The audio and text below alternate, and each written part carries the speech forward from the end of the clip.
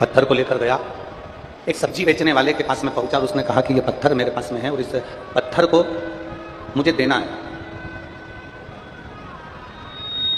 इस पत्थर को मुझे देना है, क्या आप इस पत्थर को ले सकते हो? सब्जी वाले ने कहा कि पत्थर तो चमकीला है, चमकदार है, पत्थर तो अच्छा है, अगर मैं ले लूँगा तो मेरे बच्चे खेलेंगे और नहीं खेलेंगे तो तराजू पे रखकर सब्जी तोलने के काम आए। उसने कहा ले लिए 2 रुपये ले, और 2 रुपये लेकर इस पत्थर को मुझे दे दिया। उसने कहा 2 रुपये में मैं पत्थर नहीं दूंगा। चल अच्छा 4 रुपये ले ले, नहीं दूंगा। उसने पत्थर को लिया, लेकर आगे गया, एक किराने की दुकान वाला मिल गया और किराने की दुकान वाले से कहा मुझे ये पत्थर देना है। किराने वाले ने विचार करा कि इतना सुंदर पत्थर है, इसकी चमक इतनी जोरदार है, एक काम करता हूँ ये पत्थर मैं ले लेता हूँ, लाओ इस पत्थर को मुझे दे दो, मैं इसके 50 रुपये तुमको देता हूँ, इसके 60 रुपये तुमको देता हूँ, ये पत्थर तुम मुझे दे दो, इस पत्थर को तुम मुझे दे दो। उसने उसको भी पत्थर नहीं दिया। अब वो पत्थर लेकर आगे बढ़ा तो एक कपड़े वाले की दुकान पर गया, कपड़े वाले ने पत्थर को देखा तो चमकदार पत्थर था, उसने कहा इसको मैं ले लेता हूँ, इसके 1000 रुपये मैं तुझको दूंगा। उसने भी उसको नहीं दिया। धीरे धीरे सुनार को मालूम पड़ गया, सोने चांदी वाले को मालूम पड़ गया कि कोई हीरा लेकर घूम रहा है और उसको हीरे की कीमत नहीं मालूम। सुनार ने कहा, जोहरी ने कहा कि ये पत्थर आप मुझको दे दो, ये पत्थर मैं ले लेता हूँ और इसकी कीमत 1 लाख रुपए मैं तुझको दे देता हूँ। जोहरी को भी उसने पत्थर नहीं दिया, जोहरी को पत्थर प्रदान नहीं किया। जब जोहरी को पत्थर नहीं दिया, राजा को सूचना मिली कि कोई कोहिनूर हीरा लेकर निकला हुआ है और उसकी कीमत आंक रहा है। राजा ने उसको बुलाया कि ये पत्थर हमको दे दो और हमारी पूरी राज्य की जितनी भूमि है, जो राजघराना है, सारा की सारा तुम ले लो। उसने पत्थर उनको भी नहीं दिया, वापिस गुरुजी के पास आ गया। गुरुजी आखिर ये पत्थर क्या है? तब गुरु ने कहा कि ये मानव का शरीर और ये पत्थर कोहिनूर हीरे जैसा है, जिसको पहचानने वाला चाहिए कि कौन किस वैल्यू से पहचानता है। आपकी जितनी सामर्थ्य है, आपकी जितनी सामर्थ्य, आपकी बुद्धि की जितनी सामर्थ्यता है, आपकी जितनी सामर्थ्यता है, आपकी बुद्धि की जितनी सामर्थ्यता है, आपकी जितनी सामर्थ्यता है, आप उस पत्थर को, उस हीरे जैसे शरीर को आप वैसा आंकोगे। महाराज वो किसी ने सही कहा है कि मैंने हीरा जन्म तुझको, मैंने मानव जन्म तुझको हीरा दिया, मैंने मानव जन्म तुझको हीरा दिया, तू यूं ही गवाए तो मैं क्या करूं, तुझको मानव जन्म मैंने हीरा दिया, तू यूं ही गवाए तो मैं क्या करूं। मैंने बड़ा सोच समझकर, बड़ा विचार कर कर, बड़ी दृष्टि रखकर, बड़ी सोच कर ये मानव का शरीर तुझको दिया है। इस मानव के शरीर को तू बस अब अपने अनुकूल उसको ढाल। अब इसको समझने वाला ही समझ सकता है कि मानव का शरीर तो मिल गया, मानव का शरीर तो प्राप्त हो गया, पर आप अपनी बुद्धि से, आप अपने चित्त से अपने शरीर को पहचान सकते हो कि या तो इस शरीर को निंदा में लगा दीजिए, या इस शरीर को बेकार कर्म में लगा दीजिए, या इस शरीर को ईर्ष्या में लगा दीजिए, या इस शरीर को नफरत में लगा दीजिए, या इस शरीर को आसक्ति तृष्णा में लगा दीजिए, या फिर इस शरीर को भगवान की भक्ति में लगा दीजिए। ये आपके ऊपर निर्भर करता है कि आप अपनी चित्त को, आप अपनी वृत्ति को, आप अपने मन को, आप अपनी दृष्टि को कहां लेकर जा रहे हैं। ये आपके ऊपर निर्भर करता है। अहंकार में अगर इस शरीर को लगा दिया, अभिमान में लगा दिया, तृष्णा में लगा दिया, आसक्ति में लगा दिया, वासना में लगा दिया, ये कुछ भी नहीं चल रहा है क्या? आसक्ति में लगा दिया, निंदा में लगा दिया, तृष्णा में लगा दिया, काम में, वासना में लगा दिया, तो ये शरीर बेकार है, इसकी कोई मूलता नहीं। और यदि वही शरीर, किसी ने बड़ा सुंदर कहा है, माता, पिता और परमात्मा, जम के बोलो कौन कौन? आवाज नहीं आई, जरा जम के बोलिए, माता, पिता और परमात्मा। शिव महापुराण की कथा कहती है इन 3 के पास में जाकर थोड़ी देर जरूर बैठना चाहिए। पहले नंबर पर माता के पास, दूसरे नंबर पर पिता के पास, तीसरे नंबर पर परमात्मा के पास में। क्यों? जब हम हमारी माँ के पास में जाकर बैठते हैं, दिन भर तुमने व्यापार क्या किया, दिन भर दुकान पर क्या किया, दिन भर नौकरी में क्या करा, आपके घर में अगर वृद्ध माता है उसके पास में जाकर थोड़ी देर बैठो, उसके पास बैठोगे, उसको समय दोगे तो एक ना एक तुम्हारा मुसीबत का हल तुम्हारी माँ अवश्य बताएगी। अपने पिता के पास जाकर बैठो, घर में बुजुर्ग पिता है, बाप अगर घर में है, पिता अगर घर में है, तुम कहीं से भी आओ, दिन भर कितने भी व्यस्त रहो, कितनी भी नौकरी में, कितने भी व्यापार में, कहीं पर भी व्यस्त रहिए, 2 क्षण अपने पिता के पास जाकर जरूर बैठो, वो आपको अपनी मुसीबत का हल जरूर बताएंगे। और तीसरे नंबर पर परमात्मा, जिस महादेव को आप चाहते हो, राम को, कृष्ण को, शिव को, दत्त को, तुम्हारी मर्जी पड़े तुम जिसको भजते हो, उस परमात्मा के करीब में 2 क्षण आकर जरूर बैठो। माता, पिता और परमात्मा तुम्हारे को मंजिल तक पहुंचाने वाले होते हैं, तुम्हारा मार्ग सुलभ करने वाले होते हैं। कुछ देर माता के पास में जाकर बैठिए, कुछ देर परमात्मा के पास जाकर बैठिए, कुछ देर अपने पिता के पास जाकर बैठिए और बैठो। थोड़ा समय अपने बुजुर्ग माँ बाप को देने का प्रयास करो, थोड़ा समय परमात्मा को देने का प्रयास करो। हम ये नहीं कहते कि तुम दिन भर अपनी माता के पास बैठे रहो, हम ये भी नहीं कहते कि तुम दिन भर अपने पिता के पास बैठे रहो, हम ये भी नहीं कहते कि तुम दिन भर परमात्मा के मंदिर में जाकर, शिवालय में, देवालय में, तीर्थ में जाकर बैठ जाओ। हम तो इतना कहते हैं कि अगर एक क्षण आधी में पुण्यात, अगर थोड़ी सी भी समय हमने हमारे माता पिता और परमात्मा को दिया है तो उस क्षण का सदुपयोग जरूर होगा और कुछ ना कुछ आपकी जिंदगी में अच्छा जरूर होगा। माता पिता परमात्मा कभी बुरा नहीं करते, दुनिया में सब बुरा कर सकते हैं, दुनिया में सारी दुनिया, सारी सृष्टि आपका बुरा करने में लग जाएगी। सारी दुनिया आपका बुरा कर सकती है, सारी दुनिया आपको गाली दे सकती है, सारी दुनिया आपको अपशब्द कह सकती है, सारी दुनिया आपको ताना दे सकती है, सारी दुनिया ईर्ष्या में भूलकर आपकी निंदा कर सकती है। पर केवल एक माता पिता और परमात्मा ऐसा होता है जो कभी कुछ आपके लिए गलत नहीं कर सकता। वो करेगा तो हमेशा आपके हित का ही करेगा और आपको आशीर्वाद ही देगा। वो माता पिता और परमात्मा। दो क्षण जाओ उस परमात्मा के पास, दो क्षण जाओ अपनी माता के पास, दो क्षण जाओ अपने पिता के पास, थोड़ा बैठो, थोड़ा चर्चा करो, थोड़ी देर बैठा करो। आप लोगों में से सब लोग शिवालय जाते हो? जम के तो बोलो। जल चढ़ाने जाते हो ना? अगर जल चढ़ाने के लिए आप शिवालय जाते हो, भगवान शंकर के मंदिर जाते हो, जितने लोग आस्था चैनल पर कथा सुन रहे हैं, जितने फेसबुक यूट्यूब पर कथा सुन रहे हैं, उनसे निवेदन करूंगा, जितने इस पवित्र भूमि पर बैठकर कथा सुन रहे हैं, अगर शिवालय जाते हो, भगवान शंकर के मंदिर जाते हो, भगवान देवती देवा महादेव के पास में जाते हो, अपने इष्ट परमात्मा के पास अगर जाकर बैठते हो, तो दो क्षण बैठकर बाबा से अपने दिल की बात जरूर कहो। जब दिल की बात कहोगे तो मेरा बाबा सुनेगा जरूर और उस समस्या का हल करेगा जरूर। बोल बम का नारा है, सारी समस्या का हल। आप उसके करीब में जाइए, आप उसके नजदीक में जाइए, आप उसके पास जाइए। और खाली ना जाता दर से तुम्हारे, खाली न जाता दर से तुम्हारे, मेरी खड़ी बाहें पसारे, अपने हृदय से लगा लो, लगा लो, गिरा जा रहा हो, उठा दो, भोले अपने हृदय से अब तो न टालो, गिरा जा रहा हूँ, उठा लो। आप उसके करीब में जाओ, आप उसके नजदीक में जाओ। और जितना हम माता पिता परमात्मा के करीब में जाते हैं, माता पिता और परमात्मा के जितने नजदीक जाते हैं, उतना हमको सुख का अनुभव होता है। और एक बात अपनी जिंदगी में उतार कर रखना, बहुत सावधानी से उतार कर रखना, अपना दुखड़ा, अपना दर्द, अपनी तकलीफ किसी से मत कहना। अगर कहना तो अपनी माता, अपने पिता और जिस परमात्मा को तुम एक लोटा जल चढ़ाते हो, उस परमात्मा से अपना दुख जरूर जाकर कहना। उसको पहचानो, उसको जानिए, शिव को पहचानने का प्रयास करिए।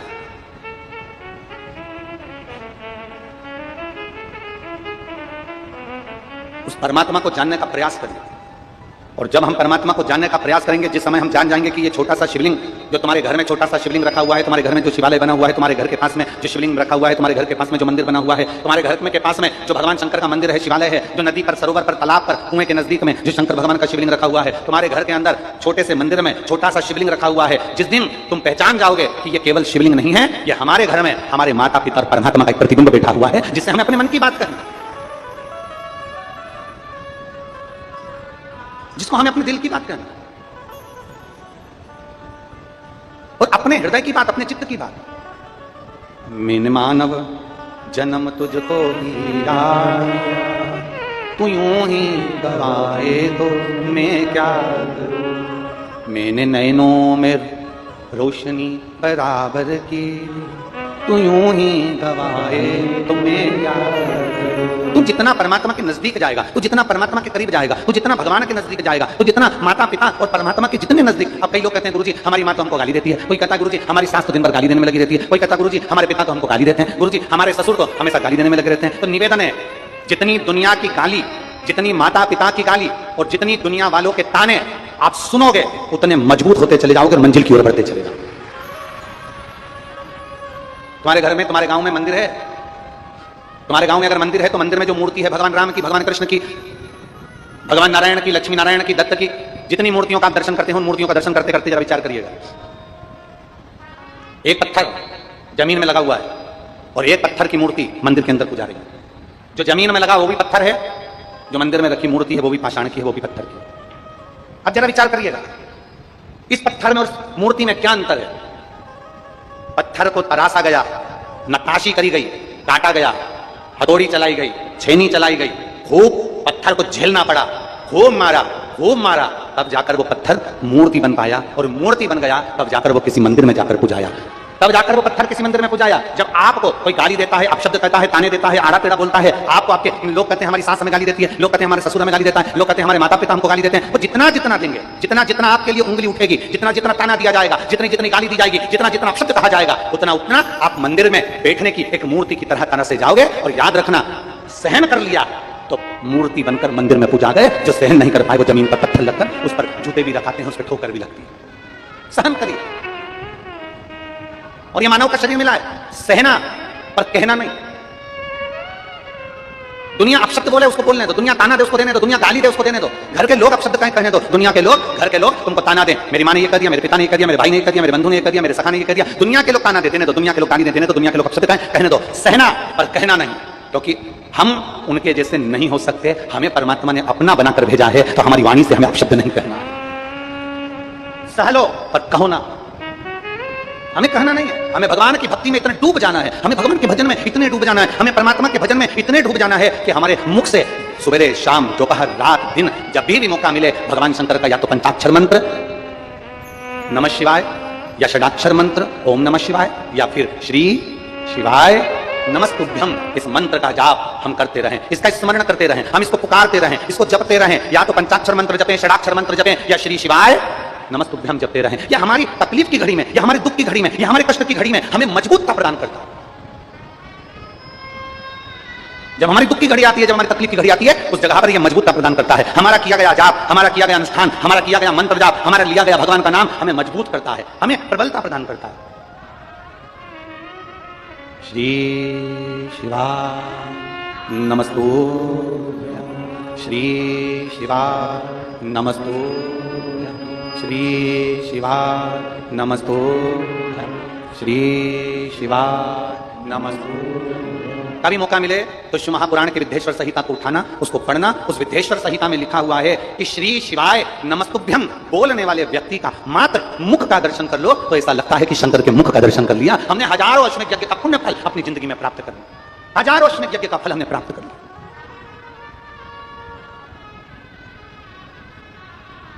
शिव कथा कर रहे,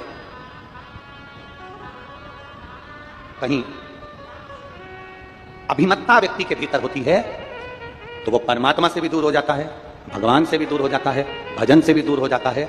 और यहां तक जब व्यक्ति के भीतर अभिमत्ता आती है, अहंकार आता है, अभिमान जब बहुत सिर पर चढ़कर बोलने लगता है, तो उसे परमात्मा का नाम हो, चाहे मंत्र हो, चाहे जाप हो, वो बुरा लगने लगता है। अभिमत्ता में, अहंकार में। अब देखिए कितने सुंदर प्रसंग आया शिव महापुराण में वर्णन आता है कि ब्रह्मदेव ने भगवान नारायण से पूछ लिया कि तुम्हारे पिता कौन। बहुत सुंदर संवाद है, बहुत ध्यान से सुनिएगा कि ब्रह्मा जी भगवान नारायण से कह रहे हैं कि तुम्हारे पिता कौन है। श्रीमान कैलाश जी, श्रीमान राम नारायण जी, श्रीमान प्रहलाद जी, श्रीमान ये तो हमारे यहां के पिता हैं, ये तो हमारे पृथ्वी के पिता हैं, ये तो हमारे मृत्यु लोक के पिता हैं। पर यदि सही मायने में अगर कोई तुमसे पूछे, सही मायने में अगर कोई तुमसे पूछे कि तुम्हारा पिता कौन, तो हमें छाती ठोक कर कहना चाहिए हमारा पिता देवाधिदेव महादेव है, हमारा पिता है। और वो सहज नहीं है। यहां के पिता हो सकता है एक बार, यहां के पिता हो सकता है एक आध बार हमारे ऊपर ध्यान ना दे पाए, यहां का पिता हो सकता है हमारे ऊपर एक आध बार ध्यान ना दे पाए। स्वयं शिव महापुराण की कथा कर रही है। दक्ष प्रजापति की सभा में शंकर भगवान बैठे हैं, शिव जी अपने मंत्र जाप में डूबे हुए हैं, राम नाम में डूबे हुए हैं, और उनका ध्यान दक्ष प्रजापति पर नहीं गया। हो सकता है यहां का पिता हम पर ध्यान ना दे पाए, पर इतना जरूर याद रखना कि वो पिता जिसने हमें इस पृथ्वी पर भेजा है, वो पिता जो हमें भूमंडल पर भेजा है, यहां का पिता भले ध्यान ना दे, पर वो परम पिता परमात्मा मेरा ओघड़दानी मेरा देवाधिदेव महादेव ध्यान जरूर देता है। अकाल मृत्यु वो मरे जो काम करे चंडाल का, काल उसका क्या बिगाड़े जो भक्त हो महा काल का। जो शंकर की आराधना करने वाला, शिव की उपासना करने वाला, शिव भक्ति में डूबने वाला, उस पर ध्यान मेरे महादेव का जरूर रहता। और इतना तो करना स्वामी जब प्राण तन से निकले, गोविंद नाम ले ये प्राण तन से निकले। ये प्रयास हो, वो ध्यान रखे। हमने अभी ओंकारेश्वर की कथा में एक बात कही थी, आप लोगों ने श्रवण करा होगा, व्यासपीठ से देवादिदेव महादेव की पवित्र भूमि से कथा चल रही थी, उसमें एक बात कही थी, मनुष्य का मोबाइल ऑफलाइन हो सकता है, मनुष्य का नेट ऑफलाइन हो सकता है, मनुष्य का नेटवर्क ऑफलाइन हो सकता है, पर परमात्मा का नेटवर्क तुम जिस दिन से पैदा हुए हो ना, मां के गर्भ में जिस दिन से आए हो, उस दिन से लेकर मरोगे ना, तब तक भगवान का नेटवर्क कभी फेल नहीं होता, वो तुम्हारे को देखता ही रहता है। वो तुम्हें देखता है। अपने मोबाइल का नेटवर्क फेल हो सकता है, अपने मोबाइल का नेटवर्क फेल हो जाएगा, अपनी सिम बंद हो सकती है, अपना मोबाइल जा सकता है, अपना डाटा समाप्त हो सकता है, लैपटॉप में रखा हुआ डाटा समाप्त हो सकता है, पेन ड्राइव में भरी हुई पेन ड्राइव का डाटा समाप्त हो सकता है, पर उस परमात्मा के दरवाजे का डाटा कभी समाप्त नहीं होता। उसके पास लेखनी में लिखा है, तूने कितना भजन किया, तूने कितना आनंद लिया, तूने पवित्र भूमि में जन्म लेने के बाद भी, तीर्थ में जन्म लेने के बाद भी तेरे भीतर से कपट गया कि नहीं गया, तीर्थ में जन्म लेने के बाद भी तू भगवत भजन करा कि नहीं करा, पावन तीर्थ में जन्म लेने के बाद भी अगर तुम गलत काम करते रहे, ईर्ष्या रखते रहे, निंदा करते रहे, गलत कार्य करते रहे, ये उसके डाटा में जमा है। और मालूम पड़े संसार का मनुष्य एक छोटे से गांव में रह रहा है, एक छोटे से गंडई जैसे क्षेत्र में, मां गंगई की पवित्र भूमि पर आप रह रहे हैं, छोटे से गांव में, छोटे से नगर में, छोटे से शहर में आप रह रहे हैं। और छोटे से शहर में रहने के बाद भी अगर आपके भीतर परमात्मा का भजन है, तो याद रखना कि आप तीर्थ में बैठे हुए किसी साधु सन्यासी से बढ़कर आप हैं, क्योंकि आप छोटे से शहर और नगर में रहकर भी भगवान की भक्ति में डूबे हुए हैं। छोटे से नगर में रहने के बाद भी आप भगवान की भक्ति में डूबे हुए हैं, भजन में डूबे हुए हैं, कीर्तन में डूबे हुए हैं। और वो भक्ति, वो भजन खाली नहीं जाता, एक पत्र है, देखिए,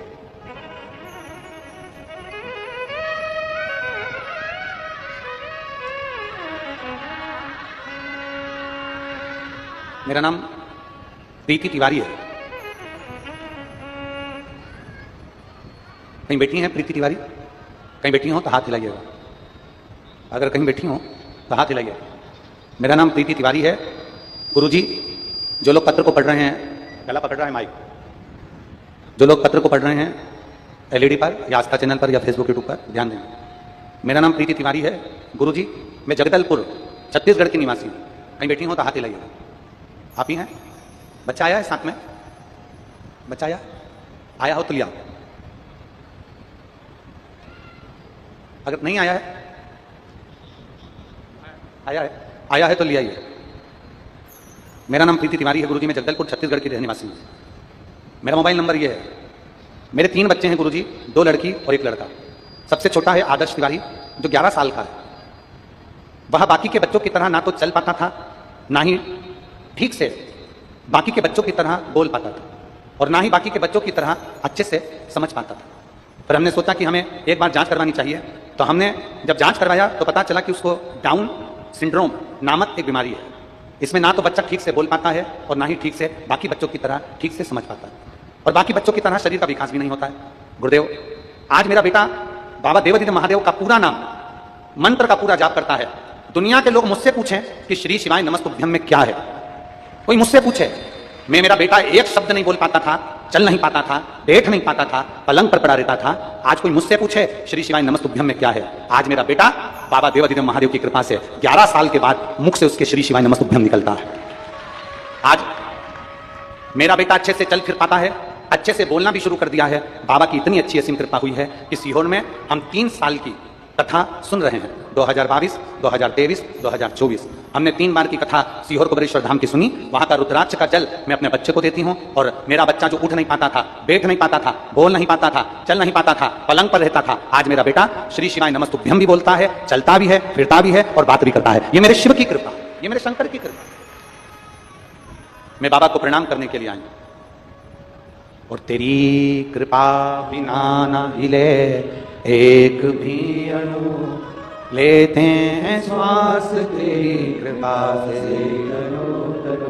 बखान क्या करूं मैं राखों के ढेका, चपटी भगोद में खजाना कुबेर का, हे गंगाधार मुक्ति द्वार ओमकार तू, भोले ओमकार तू, आयो शरण की हाय शंभु तारदार तू। ये शिव की कृपा, ये उसकी गोवर्धन की कृपा, ये उस दातार की कृपा, ये उस दयालु की कृपा, ये उस करुणा सागर की कृपा है। जब हम उसको दिल से रिझाते हैं, जब हम उसको दिल से पुकारते हैं, जब हम उसको दिल से पुकारते हैं, रिझाते हैं, दिल से उसको बुलाते हैं, वो सुनता है।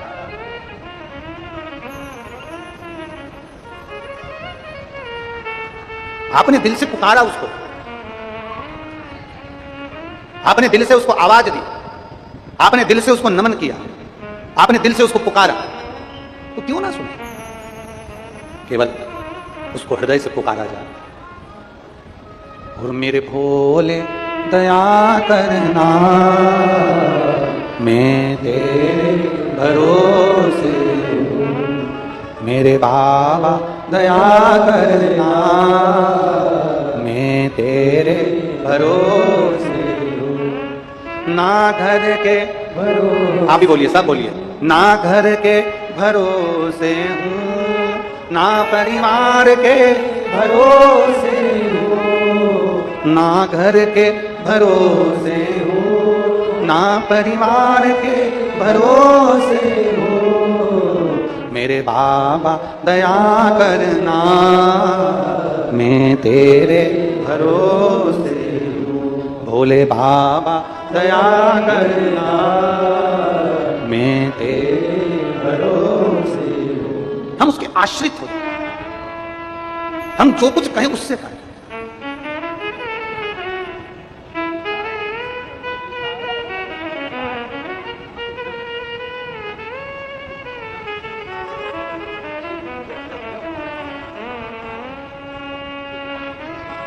ये बालक, इसको एक बीमारी डॉक्टर के हिसाब से, जिसके अंतर्गत डाउन सिंड्रोम नाम की बीमारी है, चलता नहीं था, बैठता नहीं था, बोलता नहीं था 11 साल तक, पर देवाधिदेव महादेव की कृपा से शंकर का चढ़ा हुआ जल दिया तो बोला भी, चला भी और आया। रो नहीं, बाबा ने इतना भी कर दिया ना, तो वो अच्छा बाबा रो नहीं, अब तो बाबा ने इतना चलाने के लायक उसको कर दिया, बैठने के लायक कर दिया, थोड़ा बोलने के लायक कर दिया।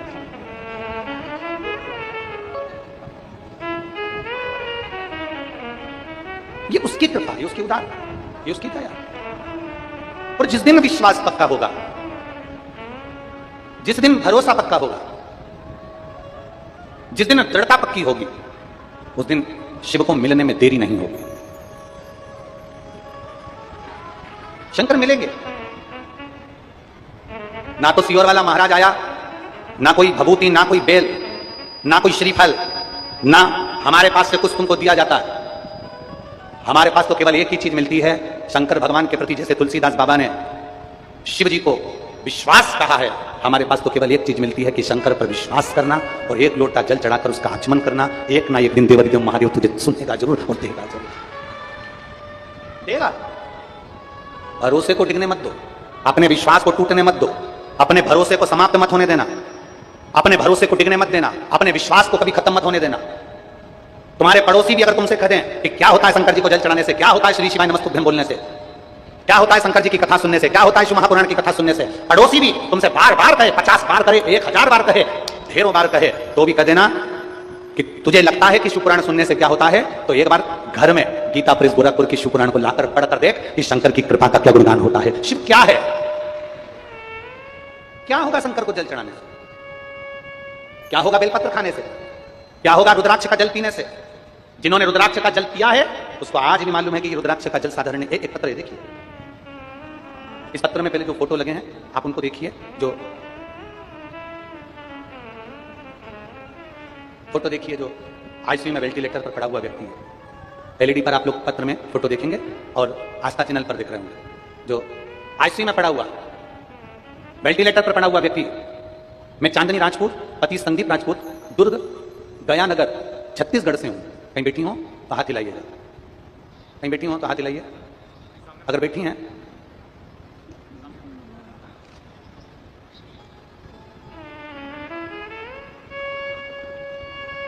बैठी हो तो एक बेलपत्र लेने के लिए आप आ सकती हैं। मैं चांदनी राजपूत, पति संदीप राजपूत, दुर्ग गया नगर छत्तीसगढ़ से हूं। गुरुदेव, मैं शिव की कृपा का क्या गुणगान करना चाहती हूँ। मेरे बड़े भैया उम्र 38 वर्ष का है, उसके फेफड़े में पानी भर गया था, डॉक्टरों को दिखाया तो डॉक्टर ने बोल दिया कि दवाई खाने से पानी सूख जाएगा। भाई का दवाई 6 महीने तक चला, आराम नहीं मिला, परेशानी बढ़ती गई। रायपुर के एम्स हॉस्पिटल में दिखाया तो डॉक्टर ने ऑपरेशन का बोल दिया। परेशानी बढ़ते गया, पानी पूरा मवाद बन गया था, फेफड़े में मवाद जम गया। एम्स हॉस्पिटल में डॉक्टर ने बोला यह बहुत समय लगेगा इलाज में, आप लोग कहीं और ले जाएं। समझ में नहीं आया हम कहाँ जाएं, फिर परिवार वालों ने बताया कि एसएमसी हॉस्पिटल ले जाओ। वहां गए तो डॉक्टर ने ऑपरेशन करने का बोल दिया। मेरे भाई का पहला ऑपरेशन 3/4/2024 को चौथे महीने में हुआ। फिर एक सप्ताह के बाद एक्सरा हुआ तो डॉक्टर ने फिर बोल दिया कि इसके फेफड़े में फिर मवाद भरा गया। वापिस मेरे भाई का दूसरा ऑपरेशन 25/4/2024 को हुआ, लेकिन दो दिन बाद फिर वापिस उसकी तबीयत खराब हो गई और चेक किया, डॉक्टर ने बोला अब ये कभी जिंदगी में ठीक नहीं होगा, क्योंकि इसके फेफड़े मवाद बना रहे हैं और मवाद इसके शरीर में जम रहा है। अपन ने 2 ऑपरेशन कर दिया है, उसके बाद अब इसका कोई तोड़ नहीं नजर आ रहा। माँ पापा बहुत परेशान हो गए, अब करें तो करें क्या। तब हमने सीहोर जाकर रुद्राक्ष लिया और उस रुद्राक्ष को तांबे के कलश में जलाकर बेलपत्र के साथ शिव जी को चढ़ाना प्रारंभ करा। मंदिर जाते, बेलपत्र लाते, भाई को देते और उस पानी को थोड़ा सा पिला देते। आज बाबा की कृपा का मैं क्या गुणगान करूं गुरुदेव। डॉक्टरों ने जवाब दे दिया था कि पूरी जिंदगी ऐसा ही रहेगा, चल नहीं पाएगा, फिर नहीं पाएगा, काम नहीं कर पाएगा। आज बाबा की कृपा से मेरा भाई पूरी तरह से ठीक है, जिसका फोटो मैं पीछे लगा रही हूं। आज मेरा भाई पूर्ण तरह से ठीक है। आप लोग एलईडी पर आस्था चैनल पर फोटो देख सकते हैं। ये दूसरा, वो घर आ गया, उन्होंने एक बात बहुत अच्छी लिखी। रायपुर अमलेश्वर की कथा में पहले दिन हम पहुंचे, भाई की तबीयत इतनी खराब थी, हमने अमलेश्वर की कथा में जाकर सबके हाथ जोड़े, उनसे निवेदन किया कि ये बेलपत्र दे दो। पहले दिन की कथा में हमें किसी ने बेलपत्र नहीं दिया। तब हमने वहां खड़े हुए एक बाउंसर से कहा, भैया मेरे भाई की तबीयत खराब है, मेरी भाभी रोती हुई आई है, आप बेलपत्र दे दो। बाउंसर ने कहा ऊपर तो हम नहीं जा सकते, पर एक काम करते हैं, हमारे पास में एक बेलपत्र पर्स में रखी है, हम दे देते हैं। और बेलपत्र तो दे रहे हैं, पर जहां कथा हो रही है वहां की मिट्टी उठाकर ले जाओ। मेरी भाभी अमलेश्वर की मिट्टी उठा के ले गई और एक बेलपत्र बाउंसर से मांग कर ले गई। हमने वो बेलपत्र भाई को दी और मिट्टी उसके शरीर पर लगाना प्रारंभ करा। देवाधिदेव महादेव की कृपा से 7 दिन की कथा पूरी हुई और मेरे भाई की छुट्टी हो गई। मैं बाबा को धन्यवाद देता हूं यहां प्रणाम करने के लिए। ये शिव तत्व है, ये ओघड़ी है, ये शंभू है, ये त्रिकालदर्शी है। एक विश्वास, मेरे तुलसीदास बाबा कहते हैं शंकर विश्वास रूपिणो। मेरे तुलसीदास बाबा कहते हैं शिव को विश्वास मान लीजिए। और जिसने शंकर भगवान को विश्वास मान लिया, जिसने शिव पर भरोसा कर लिया, एक विश्वास दृढ़ जब हो गया, शिव को विश्वास मानकर आप शंकर के पास जाकर कुछ कहना प्रारंभ करोगे, मेरा देवाधिदेव महादेव तुम्हारे दुख की घड़ी में तुम्हारे साथ खड़ा जरूर होगा। माता, पिता और परमात्मा, ये सुख की राशि, इनके पास बैठने से कुछ घटता नहीं, हमें पड़ता ही। एक भरोसा दृढ़ कर लो, एक विश्वास दृढ़ कर लो, और जिस दिन तुम्हारा भरोसा, जिस दिन तुम्हारा विश्वास दृढ़ हो जाएगा, उस दिन तुम परमात्मा के करीब में होगे, भोलेनाथ तुम्हारे नजदीक में होगा, नजदीक। तभी शिव महापुराण की कथा कहती है, कभी मेरे महाकाल के दरवाजे पर जा ना सको, कभी मेरे महाकाल के दरवाजे पर जा ना सको, तो घर में बैठकर दिल से एक बार महाकाल को याद कर लेना, मेरा महाकाल तेरे दरवाजे पर खड़ा मिल जाएगा, खड़ा मिलेगा।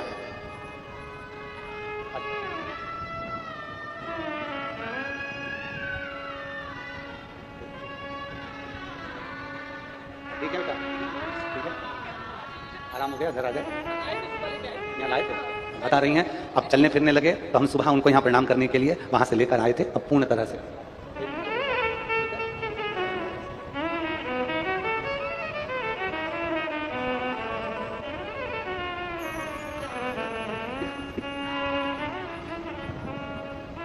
एक विश्वास को दृढ़ कर लीजिए, और जिस दिन तुम्हारा भरोसा, जिस दिन तुम्हारा विश्वास दृढ़ हो जाएगा, उस दिन तुम्हें समझ में आ जाएगा कि जिस शिवलिंग पर हम जल चढ़ा रहे हैं, जिस महादेव की कथा को हम श्रवण कर रहे हैं, वो शिवलिंग, वो महादेव, और महादेव की कथा साधारण नहीं है। दुनिया कितना भी कहे, दुनिया कितना भी बोले, पर आप भगवान शंकर की अविरल भक्ति में डूबना प्रारंभ कर दीजिए, उसको भजो।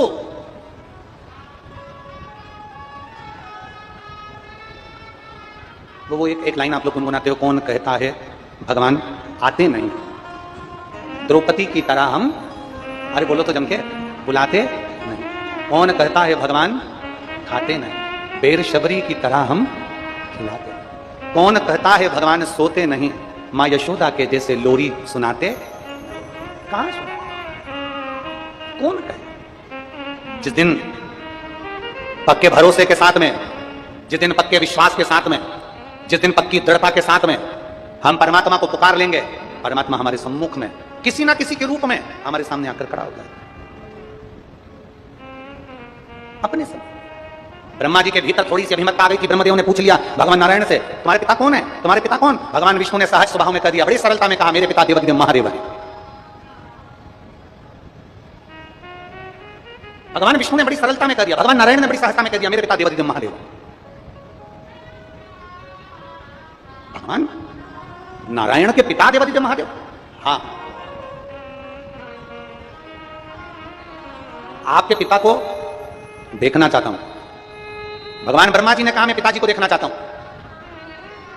एक बड़े से पर्वत का मंथन करना प्रारंभ करा, घुमाना प्रारंभ करा ब्रह्मा और भगवान विष्णु ने। भगवान ब्रह्मदेव और भगवान विष्णु एक बड़े से पर्वत को घुमा रहे थे। उस पर्वत में घूमते घूमते अग्नि का खंभ प्रकट हो गया। अग्नि का खंभ प्रकट होते होते उसने शिवलिंग की आकृति ले ली और भगवान ब्रह्मा और भगवान विष्णु के सामने भगवान देवाधिदेव महादेव का प्रथम शिवलिंग प्रकट हो गया। प्रथम शिवलिंग प्रकट हो गया। अब दुनिया के लोगों की भ्रांतियां देखिए।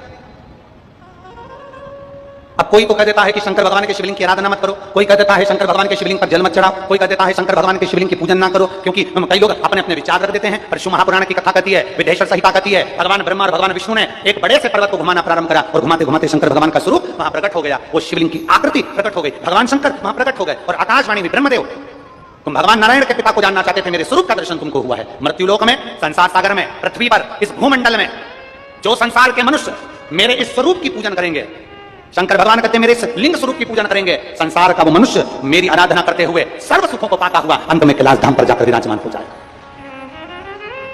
जिसने शिव को भज लिया, जिसने शंकर को जान लिया, जिसने भगवान देवाधिदेव महादेव को पहचान लिया, वो जान गया कि शिव तत्व है क्या।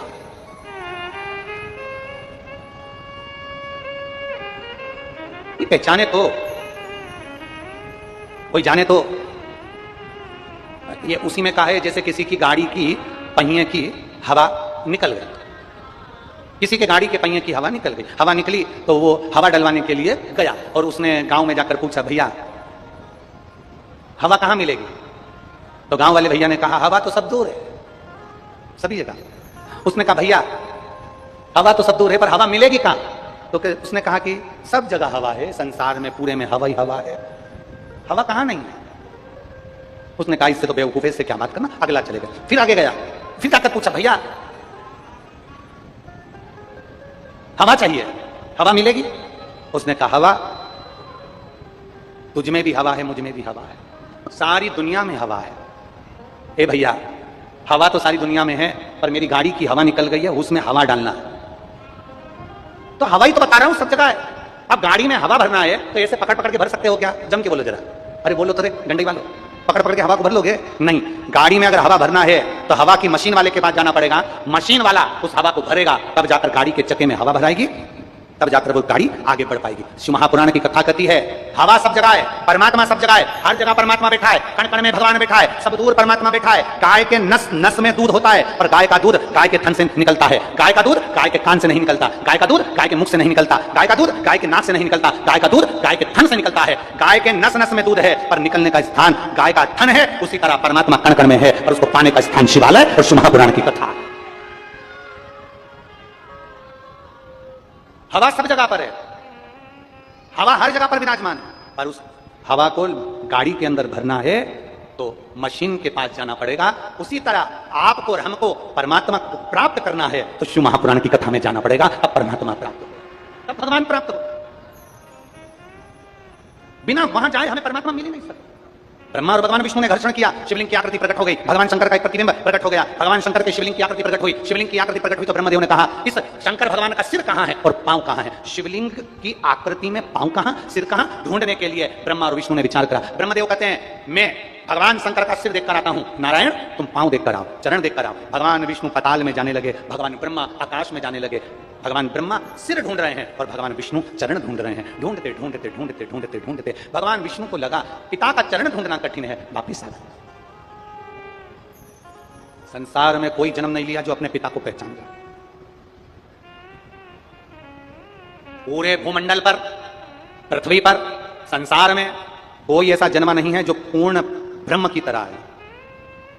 संसार में कोई पूर्ण ज्ञानी पैदा नहीं हुआ, संसार में कोई पूर्ण पैदा नहीं हुआ, संसार में पूर्ण ब्रह्म तो एक मेरा देवाधिदेव महादेव है, उसके सिवा संसार में कोई पूर्ण नहीं हो सकता। मेरा शिव पूर्ण है, दुनिया के लोग कहते हैं हम बड़े ज्ञानी हैं, दुनिया के लोग कहते हैं हम महाज्ञानी हैं, दुनिया के लोग कहते हैं हमने इतने वेद, इतने पुराण, इतने शास्त्र पढ़ के रखे हैं, हमारे पास में हमें ये मंत्र आता, हमें वो मंत्र आता, हमें ये तंत्र आता, हमें वो तंत्र आता। दुनिया में कोई पूर्ण ज्ञानी पैदा नहीं हुआ, संसार में कोई पूर्ण ज्ञानी पैदा नहीं हुआ, संसार में सब अपूर्ण है। पूर्ण तो केवल मेरा देवाधिदेव महादेव, मेरा नारायण, मेरा शंकर है, मेरा कृष्ण, मेरा राम है, मेरे शिव है, वो पूर्ण है, बाकी के सब अपूर्ण है। अपूर्ण है। पूर्ण मेरा शिव है, पूर्ण मेरा नारायण है, पूर्ण मेरे राम है, पूर्ण मेरे कृष्ण है, पूर्ण मेरा दत्त है। उसको पहचान। और शंभु शरणे मांगू घड़ी रे दुख काटो दया करी शंभु शरणे मांगू घड़ी रे दुख काटो दया करी। हम उसको पाने का प्रयास करें। ब्रह्मा जी गए शीश ढूंढने के लिए, नहीं मिला, केतकी के फूल को लिया, गौ माता को लिया। तुम मेरी ओर से सत्य बोल देना, तुम मेरी ओर से सत्य बोलने का प्रयास करना, मेरी ओर से जाकर बोल देना। तो इतने में केतकी के फूल ने बोला तुम्हें तो भगवान शंकर का सिर नहीं मिला। फिर सत्य क्या हुआ? ये तो असत्य हुआ। भगवान ब्रह्मा जी ने कहा अगर केतकी के फूल तो शंकर भगवान के सामने जाकर, भगवान नारायण के सामने जाकर बोल देगा कि शिव जी का सिर ब्रह्मा जी को मिल गया, मैं तुझे सारे देवताओं पर चढ़ाने की अनुमति दे दूंगा। गौ माता ने कहा मैं झूठ नहीं बोलूंगी। ब्रह्मा जी ने कहा मैं सबसे पहली रोटी घर की तुझे खिलवाऊंगा, तू चल के बोल दे नारायण के सामने कि ब्रह्मा जी को शंकर भगवान का सिर मिल गया। भगवान नारायण से पूछा गया, ब्रह्मा जी ने पूछा प्रभु आपको क्या शंकर भगवान के चरण मिल गए? नारायण ने एक बार में सत्य प्रकट कर दिया और नारायण ने कह दिया कि मुझे भगवान नारायण के, भगवान शंकर के चरण नहीं मिले, शिवलिंग के चरण नहीं मिले। जैसे ही भगवान विष्णु ने कहा, शंकर भगवान प्रसन्न होकर डमरू बजाकर वर दे दिए, हे नारायण तुमने मेरे सामने सत्य बोला और सत्य मुझे प्रिय है, तुमने सत्य बोला इसलिए मैं तुम्हें वर देता हूं। नारायण पूरी पृथ्वी पर तुम्हारी पूजन होगी और तुम्हारा एक नाम विख्यात होगा जिसको लोग सत्यनारायण भगवान कहेंगे। सत्यनारायण बोल सत्यनारायण भगवान की। भगवान विष्णु ने सत्य कहा इसलिए उनका नाम क्या हो गया? जम के बोलो जरा, सत्यनारायण। ब्रह्मा जी से भगवान विष्णु ने पूछा कि क्या तुमको भगवान शंकर का सिर मिल गया? ब्रह्मा जी बोले हाँ मुझे सिर मिल गया। ना मानो तो पूछो इस केतकी के फूल से। केतकी के पुष्प को भगवान ब्रह्मदेव ने उठाया और बोला बोल केतकी के पुष्प मुझे सिर मिला कि नहीं मिला? केतकी के फूल ने भगवान शंकर और नारायण के सामने झूठ बोल दिया कि ब्रह्मा जी को शंकर भगवान का सिर मिल गया। इतने में आकाशवाणी हो गई, ब्रह्मदेव ये केतकी का फूल झूठ बोल रहा है और तुम झूठ बोल रहे हो, ये असत्य है। और बहुत ध्यान देना, आज की दुनिया सत्य को दबाना चाहती है, असत्य को प्रकट करना चाहती है। आज की दुनिया है ये। आज के जमाने में सत्य को दबाया जाता है, आज के जमाने में सत्य को छुपाया जाता है, आज के जमाने में सत्य को नीचा किया जाता है, असत्य को प्रकट किया जाता है, दबाव बनाया जाता है असत्य के लिए। और सत्य वाले कम होते हैं, असत्य वाले ज्यादा होते हैं। सत्य में केवल एक भगवान विष्णु सत्य नारायण थे और असत्य में स्वयं ब्रह्मदेव, स्वयं केतकी का फूल, स्वयं गौ माता खड़ी थी। तीन खड़े थे असत्य बोलने के लिए और सत्य बोलने वाला केवल एक मेरे नारायण, मेरे भगवान विष्णु स्वयं सत्य नारायण खड़े थे। सत्य को दबाया जाता है, सत्य को परास्त किया जाता है, सत्य को छुपाया जाता है, असत्य को प्रकट किया जाता है। और झूठे संसार में झूठों का बोलबाला। यीशु महापुराण की कथा कर रही है, केतकी के पुष्प ने झूठ बोल दिया। भगवान शंकर ने कहा केतकी के पुष्प तू मेरे सामने झूठ बोल रहा है, मैं तुझे श्राप देता हूं, सारे देवताओं पर चढ़ेगा पर शंकर पर कभी नहीं चढ़ेगा। अगर भूल से भी केतकी के पुष्प तू शिव पर चढ़ गया तुझे हजारों को हत्या के बराबर, ब्रह्म हत्या के बराबर दोष लग जाएगा। केतकी का फूल आंखों से आंसू बहाने लगा। समय आया, गौ माता से ब्रह्मदेव ने कहा गौ माता तुम बोलो कि शंकर भगवान का सिर ब्रह्मा जी को मिल गया। गौ माता ने कह दिया ब्रह्मदेव को भगवान शिव का शीश मिल गया। शंकर भगवान की आकाशवाणी हुई, गौ माता तू जगत की मां है, जगत का भरण पोषण करने वाली जगत धात्री कहलाती है गौ माता, और तू मेरे शिवलिंग के सामने झूठ बोल रही है। हे गौ माता तेरा पूरा शरीर पूजा जाएगा और तूने जिस मुख से झूठ बोला है तेरा मुख नहीं पूजा जाएगा।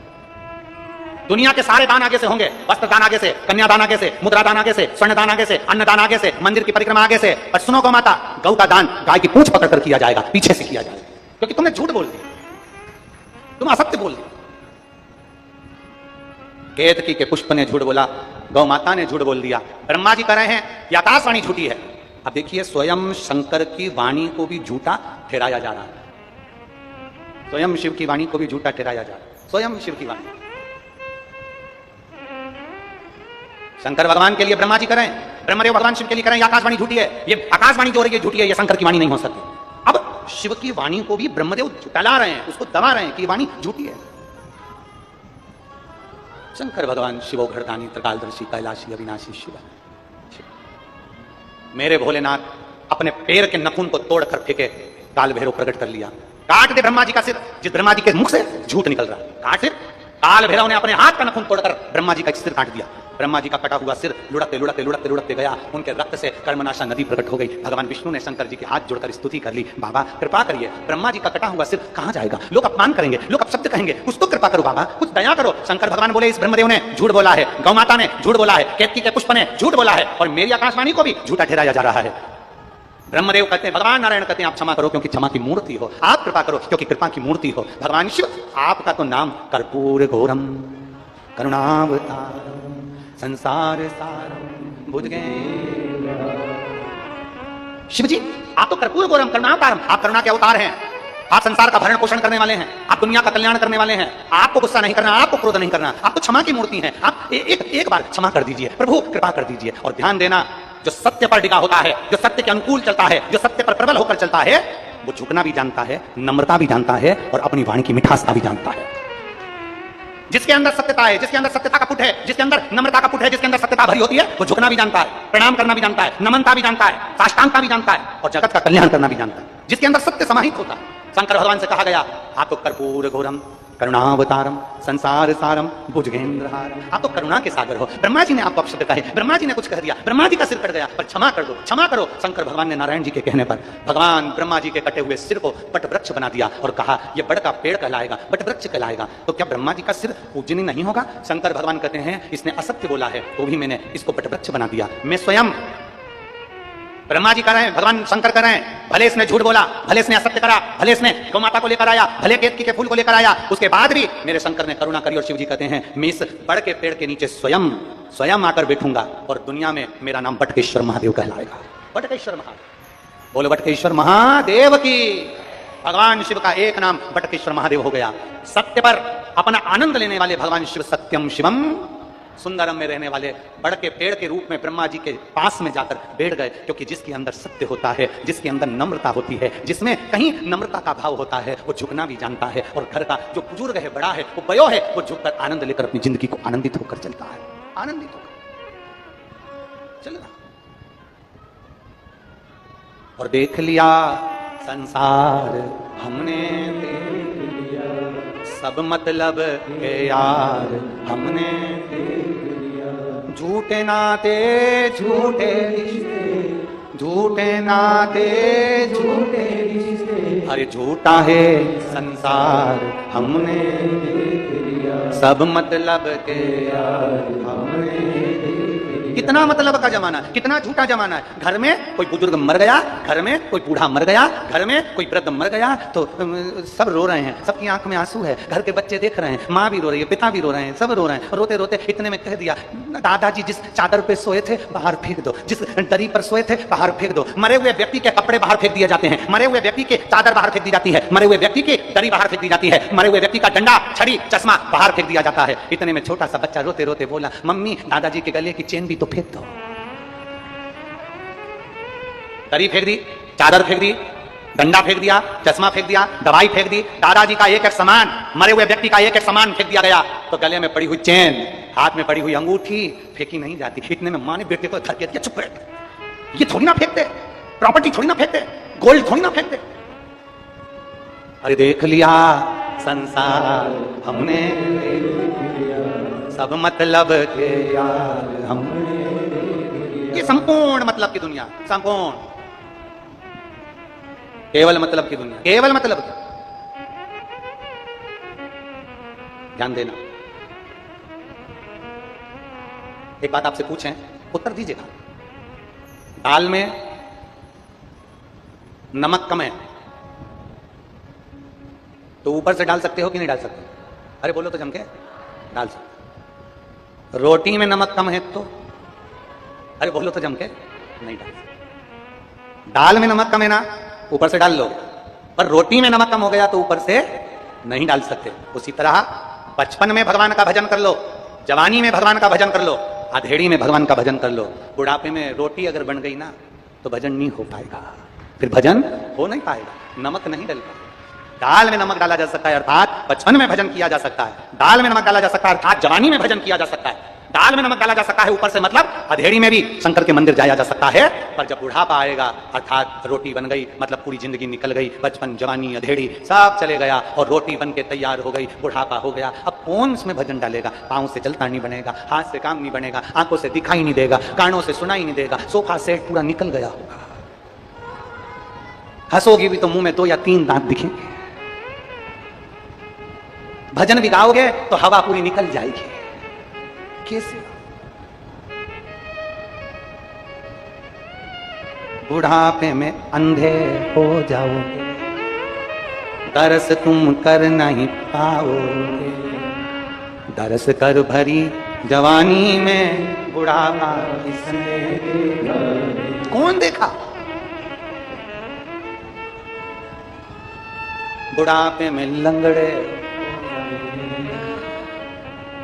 अग्रवाल जी, गोयल जी, गंडई में रहने वाले जितने भी हमारे, सबको फोन लगा के पूछोगे क्यों मम्मी आने का कह रही है, कथा कुर्सी मिल जाएगी?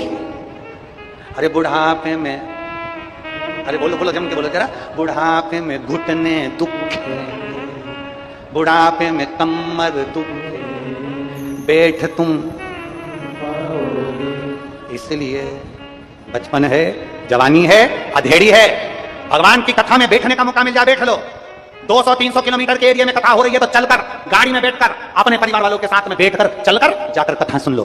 कई लोग तो गंडई के भी ऐसे होंगे जो 2 कदम चलकर कथा में नहीं जा रहे होंगे, बहुत भीड़ है, बहुत भीड़ है, बहुत भीड़ है, कैसे जाऊं, कैसे जाऊं, कैसे जाऊं। और शिव महापुराण की कथा कहती है, जो शिव महापुराण के ट्रैफिक से निकल गया, समझ लो वो बैकुंठ की ओर निकल गया।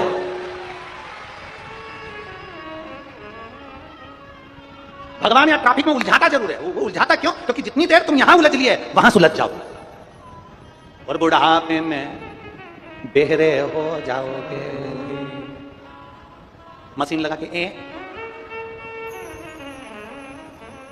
वो एक कथा थी ना कि वो एक बूढ़े व्यक्ति, उसको सुनाई कम देता था, उसको बहरा बह जाता, सुनाई ना। उसका दोस्त बीमार पड़ गया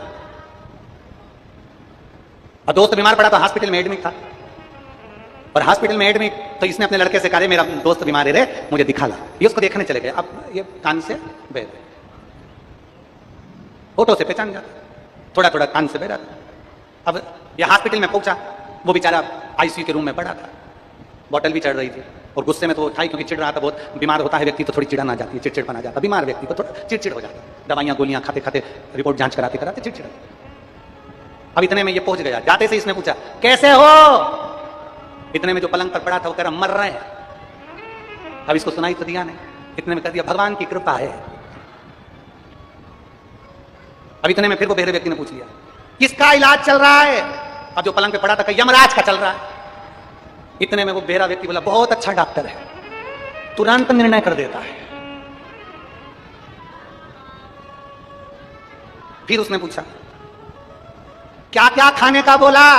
मेरा व्यक्ति बोला, उसने कहा भाटा खाने का, बोला पत्थर। इसने कहा खाते रहो सुबह शाम। अब इसको सुनाई दे, खाते रहो। अब इतने में इसने पूछा छुट्टी कब होगी, घर कब आओगे? इतने में बोला घर क्या आएंगे, अब तो मसान जाएंगे। तो इसने बोल दिया जल्दी आना, मसान भी जल्दी। तो बुढ़ापे में बेरे हो जाओगे, कथा तुम सुन नहीं पाओगे, कथा सुनो भरी जवानी में बुढ़ापा किसने देखा रे। भाई मेरे गंडकी की मेरी जीजियों, मेरे जीजाओं, बेटियों, बेटाओं, मेरी माताओं, मेरे भाई, याद रखना दाल में नमक डाला जा सकता है ऊपर से, सब्जी में नमक डाला जा सकता है ऊपर से, याद रखना। और रोटी में ऊपर से नमक नहीं डाला जाता। उसी तरह बचपन जवानी अधेड़ी को सुधारा जा सकता है, और बुढ़ापे में हमारी पूरी जिंदगी निकल जाएगी तब भगवान का भजन नहीं कर पाएंगे। इसलिए आज से नियम बना लो कि मेरे नजदीक में जो शंकर जी का मंदिर है वहां 1 लोटा जल चढ़ाने के लिए जाऊंगी, इन पांव का, शरीर का प्रयोग करूंगी और श्री शिवाय नमस्तुभ्यम जपती हुई जपो।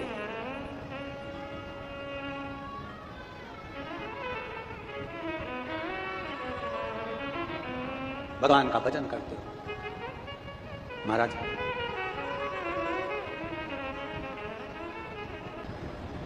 सत्य पर अड़िग रहने वाले मेरे देवाधिदेव महादेव भी, झूठ बोलने वाले ब्रह्मा जी के कटे हुए शीश से बने हुए बड़ के पेड़, वट वृक्ष की छांव में जाकर बैठते हैं और बड़ के पेड़ के नीचे बैठकर बड़ के पेड़ की महत्वता को भी दर्शाते हैं, तो शिव जी का नाम बटकेश्वर महादेव हो जाता है।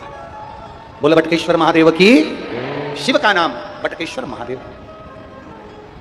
अब जरा विचार करिए, कितनी करुणा, कितनी शीतलता, कितनी सत्यता। एक प्रसंग आता है शिव महापुराण में। एक बार भगवान सारे देवता मिलकर, सभी देव मिलकर भगवान शिव के पास गए, सारे देव। आज पूरे ब्रह्मांड जितने जितने आदिक देव हैं, सबके सब भगवान शिव के पास जा, भगवान उग्रदानी के पास। चलते चलते बीच में साधु संत ऋषिगण गुरुगण मिल गए, उनको भी साथ ले लिया। और यही शिव महापुराण की कथा कहती है। आप जितने भक्त बैठे हैं शंकर भगवान की कथा सुनने वाले, शिव मंदिर में जाते हो जल चढ़ाने के लिए? अरे बोलो तो जम के जाते हो। आप जल चढ़ाने जाते हो, अपने रिश्तेदार, नातेदार, कुटुंब, कबीला, परिवार वाले कभी मिलते होंगे, तो कभी भूल से भी आपने एक आध बार उनसे कहा कि शंकर जी पे लोटा भर के जल चढ़ाया करो? बोलो तो जम के। बोला? मतलब केवल शिव महापुराण की कथा सियोर वाला महाराज अकेला नहीं कर रहा। शिव महापुराण की कथा जितने श्रोता इसको सुनते हैं, शिव पुराण की कथा की बात अपने मुख से दूसरे को कहते हैं, मतलब शिव पुराण की कथा आप भी बाँचते हैं, आप भी बाँच रहे, आप भी गला पकड़ रहा है, गला। मतलब शिव महापुराण की बात आप भी बाँच रहे हो, कह रहे हो, मतलब आप भी शिव महापुराण की चर्चा कर रहे हो। जनमानस को प्रेरणा दे रहे हो, जनमानस को प्रेरणा दे रहे हो, शिव के धाम जाइए, शिवालय जाइए, एक लोटा जल समर्पित करिए, श्री शिवाय नमस्तुभ्यम का स्मरण करें। कभी मौका मिल जाए, बेलपत्र के वृक्ष के नीचे बैठकर पंचाक्षर मंत्र नमः शिवाय, षडाक्षर मंत्र ओम नमः शिवाय, श्री शिवाय नमस्तुभ्यम का जाप करें। कभी मौका मिले, कभी अगर समय मिले तो भगवान शिव के धाम चले। सारे देवता मिलकर भगवान शंकर के धाम चलते सब। अब चलते चलते बीच में देवऋषि नारद सामने से आ रहे थे, सम्मुख से देवऋषि नारद निकल कर जा रहे थे। देवऋषि नारद को, ऋषियों को, सारे देवताओं ने देवऋषि नारद को देखा। श्रीमन नारायण श्रीमन नारायण श्रीमन नारायण श्रीमन नारायण करते करते करते करते करते करते देवऋषि नारद आ रहे हैं। सामने से देवता थे, इधर से देवऋषि नारद का आक्रमण है। देवऋषि नारद ने पूछा कि आज सारे देवता मिलकर कहाँ जा रहे हैं?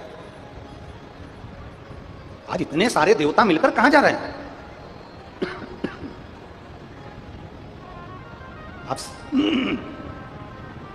आज सारे देवता मिलकर कहां जा रहे हैं? सब ने कह दिया हम देवादिदेव महादेव के कैलाश धाम पर जा। कैलाश पर? हाँ। क्यों? गला पकड़ रहा है, गला। क्यों? किस लिए? आज सारे देवता मिलकर अगर जा रहे हैं कैलाश धाम पर, तो किस लिए जा रहे हैं? क्यों जा रहे हैं? सब ने कहा हम देवादिदेव महादेव के पास इसलिए जा रहे हैं क्योंकि भगवान महेश मां उमा को कुछ उपदेश दे रहे हैं, और उन उपदेश में से थोड़े से उपदेश हम भी धारण करें। उन उपदेशों में से थोड़े से उपदेश हम भी अपनी जिंदगी में उतारें। देवऋषि नारद ने कहा हम भी चलें, हम भी चलते हैं। बाबा देवऋषि नारद भी चलती है, सारे देवता मिलकर चलती है। सारे देव और देवऋषि नारद जब चलते चलते कैलाश धाम पर पहुंच गए, जहां पर भगवान देवादिदेव महादेव महेश्वर भगवान मां उमा को अपने उपदेश दे रहे थे, समझा रहे थे, और उन उपदेशों को सुनने के लिए सारे के सारे देवता विराजमान हो गए। तभी भगवान शंकर के स्वरूप को, उनके प्रतिबिंब को सारे देवता देख रहे हैं। एक टकटकी लगा कर देख, एक टकटकी लगा। और शिव महापुराण की कथा कहती है, भगवान शंकर का संवाद करता है। शिव महापुराण का चरित्र कहता है, भगवान शंकर का संवाद कहता है, किसी शिवालय में जाकर अगर आप एक लोटा जल नहीं चढ़ा सकते, किसी शिवालय में जाकर आप बेलपत्र नहीं चढ़ा सकते, किसी शिवालय में आप जाकर झाड़ू पोछा नहीं लगा सकते, किसी शिवालय में जाकर आप भगवान का श्रृंगार नहीं कर सकते, किसी शिवालय में जाकर आप दीप प्रकट नहीं कर सकते, तो शिव महापुराण की कथा कहती है किसी शिवालय के सामने, शंकर भगवान के मंदिर के सामने से जब निकल कर जाओ, तो उस शिवालय के सामने खड़े होकर मात्र देवादिदेव महादेव का दर्शन, मात्र एक टकटकी लगाकर अगर आपने एक बार महादेव का मात्र दर्शन भी कर लिया, तो भी मेरा महाकाल बाबा प्रसन्न हो जाता है, तो भी प्रसन्न। एक पत्र है, देखिए,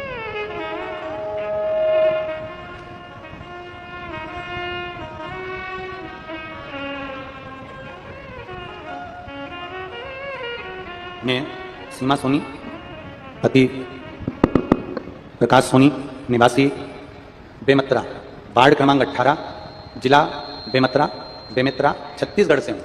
कहीं बैठी हूँ तो हाथ हिला सकती हैं। मैं सीमा सोनी, पति प्रकाश सोनी, निवासी बेमेतरा, वार्ड क्रमांक 18, जिला बेमेतरा, छत्तीसगढ़ से आई हूँ। कहीं बैठी हूँ तो हाथ हिला सकती हैं। और अगर बच्चे को लेकर आई हूँ तो व्यासपीठ के पास में आ सकती हैं।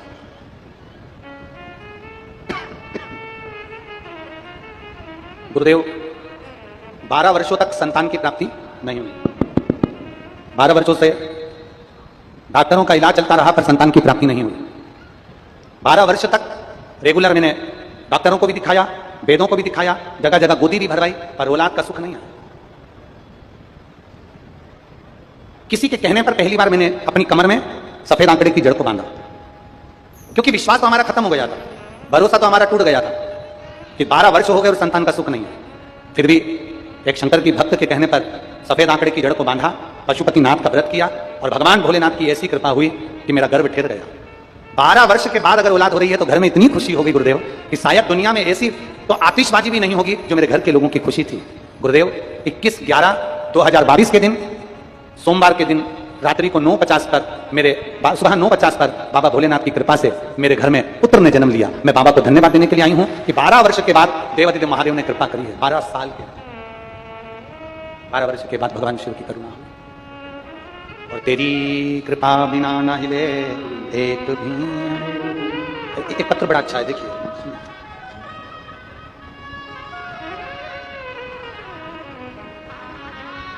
इंद्रासन सिंह, एलईडी पर आप लोग पत्र पढ़ा करो, साथ में जितने लोग आसपास चैनल पर कथा सुनते हैं वो भी पत्र पढ़ा करो। इंद्रासन सिंह, पत्नी ज्ञानती देवी, हाउसिंग बोर्ड क्षेत्र भिलाई। मैं ज्ञानती देवी, हाउसिंग बोर्ड भिलाई, छत्तीसगढ़ से हूं। कहीं बैठी हो तो हाथ हिला सकती है।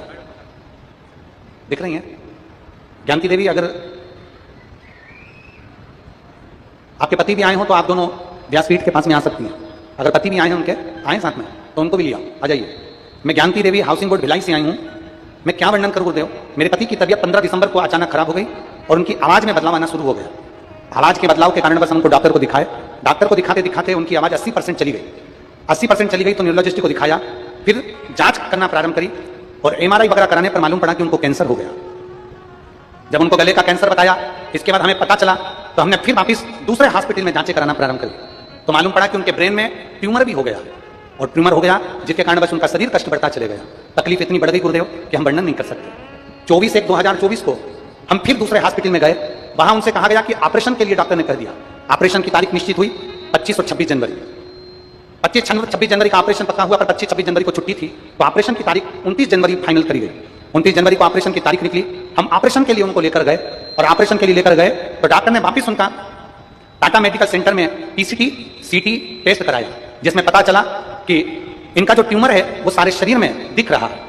फिर वापिस एक बार जांच कराई गई ऑपरेशन के पहले तो मालूम पड़ा कि उनको ट्यूमर भी नहीं है, कैंसर भी नहीं है और बाबा की ऐसी कृपा हुई गुरुदेव कि उनकी बायोप्सी जब कराई गई तो उसमें सारी रिपोर्ट नॉर्मल आई, जिसके अंतर्गत कैंसर समाप्त हो गया था। गुरुदेव, डॉक्टर ने 25-26 जनवरी ऑपरेशन का कहा था। उस बीच में हमने सीहोर से जाकर रुद्राक्ष लिया, शंकर जी पे जल चढ़ाना प्रारंभ करा और शिव जी का चढ़ा हुआ जल उनको देना प्रारंभ करा। आज हम बाबा को धन्यवाद देने आए हैं जिन्होंने कैंसर से निकालकर ब्रेन ट्यूमर पर लाए और ब्रेन ट्यूमर से निकालकर केवल इन्फेक्शन पर लाकर खड़ा कर दिया। आज बाबा की कृपा से मेरे पति बिल्कुल ठीक हैं और जो हॉस्पिटल में पड़े रहते थे, जो पलंग पर पड़े रहते थे, आज चलकर कथा में आए हैं। मैं बाबा को धन्यवाद देती हूँ। ये शिव तत्व है, घड़ी है। एक शिव के प्रति जागरूकता, शंकर के प्रति विरल भक्ति, भगवान शिव प्रेशर बढ़ाओ, प्रेशर भगवान शिव के प्रति, भगवान शिव के प्रति जागरूकता, शिव के प्रति तुम्हारा भरोसा, शिव के प्रति तुम्हारा विश्वास, शिव के प्रति तुम्हारी दृढ़ता, ये मूल है। बहुत सारे देवता टकटकी लगाकर एक नेत्र से, एक बिंदु से भगवान शिव का दर्शन कर स्तुप्त हो, स्तुप्त हो। भगवान शिव के नेत्र खुले और भगवान देवादिदेव महादेव के जब नेत्र खुले तो भगवान शंकर ने पूछा, भगवान शिव ने पूछा, आज पूरे 33 कोटि देवता मेरे सम्मुख में आए हैं, इनके आने का कारण क्या है देवऋषि? देवऋषि नारद जी ने कहा, प्रभु आए तो थे भगवान उमा महेश के संवाद को श्रवण करने के लिए, पर मन में एक भाव है, हम सारे देवताओं में बहुत बल है, सब कुछ है, पर सहनशीलता रूपी बल हमारे भीतर नहीं है प्रभु। सहनशीलता रूपी, आप कृपा करें, आप दया करें, आप करुणा करिए।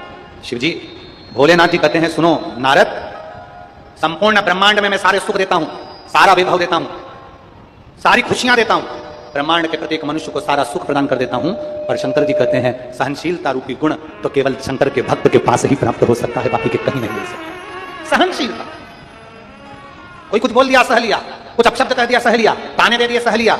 जितने शंकर के भक्त होते हैं उनमें सहनशीलता आती जाती है। शिव जी के मंदिर जाते हैं, एक लोटा जल चढ़ाते हैं, कोई कुछ बोल देता है, यहां से सुना यहां से निकाल दिया। ये सहनशीलता रूपी जो गुण है, सहनशीलता रूपी जो तत्व है, सहनशीलता रूपी जो आनंद है, वो केवल एक शंकर के भक्त के पास मिल सकता है। शिव को एक लोटा जल चढ़ाने वाले के पास मिल सकता है।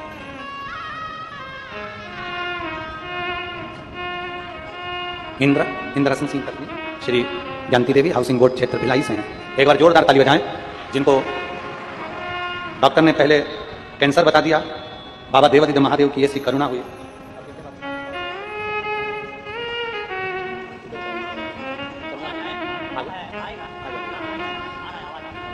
पूरी आवाज चली गई थी और बाबा देवादिदेव महादेव की कृपा से आवाज भी वापस आई है। शिव कृपा है, इसी को कहते हैं ओघड़दानी की करुणा, इसी को ओघड़दानी की। पहले कैंसर बताया, शिव कृपा से फिर ट्यूमर पर आया, ट्यूमर से फिर इन्फेक्शन पर आया और बाबा की कृपा से ऑपरेशन भी टल गया। और बाबा की कृपा से यहाँ शिव महापुराण की कथा श्रवण करने के लिए गंडई आ गई। गंडई की पवित्र भूमि पर मां गंगई के इस पवित्र गोद में बैठ शिव तत्व है। और जो शंकर को पहचान गया, जो देवादिदेव महादेव को जान गया, उसका जीवन सार्थक। ब्रह्मा जी से कहा, जब भगवान देवादिदेव महादेव स्वयं बड़ के पेड़ के नीचे, बट वृक्ष के नीचे, जब देवादिदेव महादेव भगवान शंकर बड़ के पेड़ के नीचे, बट वृक्ष के नीचे जब मेरे देवादिदेव महादेव विराजमान हो जाते हैं, बटकेश्वर महादेव के रूप में विराजित हो जाते हैं, कभी मौका मिल जाए, कितने भी कर्जे में चल रहे हो, कितने भी कर्जे में, कितना भी कर्जा बढ़ गया, अगर किसी बड़ के पेड़ के नीचे शंकर जी का शिवलिंग हो तो एक लोटा जल चढ़ाना प्रारंभ कर दीजिए, धीरे धीरे कर्जा चुकना प्रारंभ हो जाएगा। बटकेश्वर महादेव कृपा जरूर कर।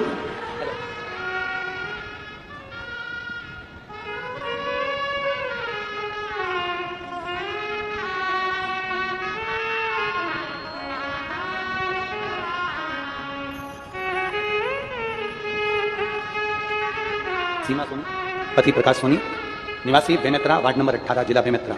12 वर्ष के बाद भगवान ने कृपा करी और पुत्र रत्न की प्राप्ति, ये शिव कृपा।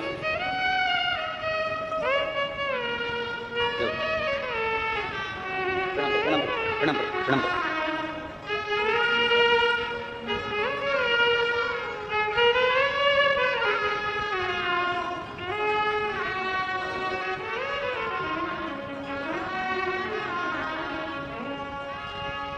12 वर्ष के बाद दीदी कह रही है प्रदोष के दिन ही हुआ था और आज भी प्रदोष है। ये शिव की ही कृपा है, ये शंकर की ही करुणा। और रिश्ता तेरा मेरा सबसे प्यारा, रिश्ता तेरा मेरा सबसे प्यारा, तू मेरा बाबा मैं हूँ तेरा लाला, मैं हूँ तेरा लाला, तू मेरा बाबा मैं हूँ तेरा लाला, मैं हूँ तेरा लाला। शिव की कृपा से कितना भी कर जाओ, बड़ के पेड़ के नीचे अगर कोई शिवालय है, बड़ के पेड़ के नीचे अगर शंकर का कोई शिवलिंग रखा है, बट वृक्ष के नीचे अगर कहीं शंकर भगवान का शिवलिंग अगर विराजमान है, वहां एक लोटा जल चढ़ाना प्रारंभ करो। फिर निवेदन करूंगा, कितना भी दर्द हो, कितना भी दुख हो, कितना भी कष्ट हो, कितनी भी तकलीफ हो, कितना भी कर्जा हो, कितनी भी जिंदगी में दुख चल रहा हो, मरने का विचार नहीं करना, थोड़ी मेहनत ज्यादा करना, अपने कर्म के प्रति जागरूक होना और थोड़ी मेहनत कर कर। एक एग्जाम में पास नहीं हुए फिर मेहनत करो, एक कंपटीशन एग्जाम में पास नहीं हुए फिर मेहनत करो, बार बार मेहनत करिए, बार बार अपनी मेहनत को, अपने कर्म को जागरूकता के साथ करिए। इतना विद्या का अध्ययन करिए, खेत में इतना काम करिए, इतनी मेहनत करिए कि देवादिदेव महादेव भी तुम्हारा साथ दें और तुम्हारा भाग्य भी तुम्हारा साथ दे और तुम्हें आगे बढ़ा जाए। मरने का विचार नहीं करना। कई माताएं कह देती मैं परिवार में दुखी हो गई मर जाऊं तो अच्छा, कोई कह देता कर्जा हो गया मर जाऊं तो अच्छा, कोई कह देते मुझे ये तकलीफ हो गई मर जाऊं तो अच्छा। नहीं, मरना नहीं है, जीवित रहकर संसार के सारे दुख सुख को भोगते हुए परमात्मा की भक्ति करते करते अपने कर्म को, अपनी लगन को आगे बढ़ाइए, अपने कर्म को, अपनी लगन को आगे बढ़ाइए। जितनी मेहनत कर सकते हो, जितनी लगन लगा सकते हो, जितना कर्म कर सकते हो उतना करो, हारना नहीं। बोल बम का नारा है, जम के जरा बोल बम का नारा है, सारी समस्या का हल एक लोटा जल सारी समस्या का हल लगाए। कोई दुख है, तकलीफ है, कष्ट है, होता है, ऐसा नहीं है। आप लोग डॉक्टर के पास जाते हो, तबीयत खराब होती है तो बोलो तो जम के जाते हो ना। हमने पहले भी कथा में कहा कि डॉक्टर शंकर का एक रूप है, डॉक्टर शिव का एक रूप है। अगर शरीर में कष्ट है तो पहले डॉक्टर के पास जाना चाहिए, तकलीफ है तो डॉक्टर के पास जाना चाहिए। डॉक्टर बताए जांच कराओ, डॉक्टर बताए दवाइयां खाओ, और भगवान शंकर का नाम लेकर उस पर विश्वास कर डॉक्टर पर भरोसा कर दवाई खाइए, आपको फल मिले। तबीयत खराब होती है, डॉक्टर के पास जाते हो कि नहीं जाते हो? अरे बोलो जम के जाते हो। डॉक्टर क्या बोलता है? जांच करवाओ, ब्लड की जांच करवाओ, इसकी जांच करवाओ, थायराइड की जांच करवाओ, सारी जांचें डॉक्टर करवाता है। और जांच करने के बाद में फिर डॉक्टर दवाई देता है। कितने दिन की देता है? कम से कम 5 दिन, 7 दिन, 15 दिन की दवाई डॉक्टर देता है। बोलो देता है कि नहीं देता? जम के बोलो जरा, देता है ना। डॉक्टर ये तो नहीं कहता कि अभी के भी दवाई खाओ और आराम लग जाएगा। बोलो बोलो ईमानदारी से, क्या बोलता है? 2, 4, 5 दिन तो लगेंगे, 7 दिन तो लगेंगे, 8 दिन तो लगेंगे, 15 दिन तो लगेंगे, हॉस्पिटल में एडमिट रहना पड़ेगा, दवाई खाना पड़ेगी। 7 दिन अगर हॉस्पिटल में एडमिट रहोगे, बॉटल चढ़ती रहेगी, इंजेक्शन लगता रहेगा, दवाई लेते रहोगे, आराम लग जाएगा। जब डॉक्टर 7 दिन लेता है और 7 दिन में दवाई में ठीक कर देता है, उसी तरह अगर जिंदगी में दुख आया है तो महादेव की कथा भी 7 दिन लेती है, धीरे धीरे दुख काट ही देती है, धीरे धीरे दुख कटता है। और शंभु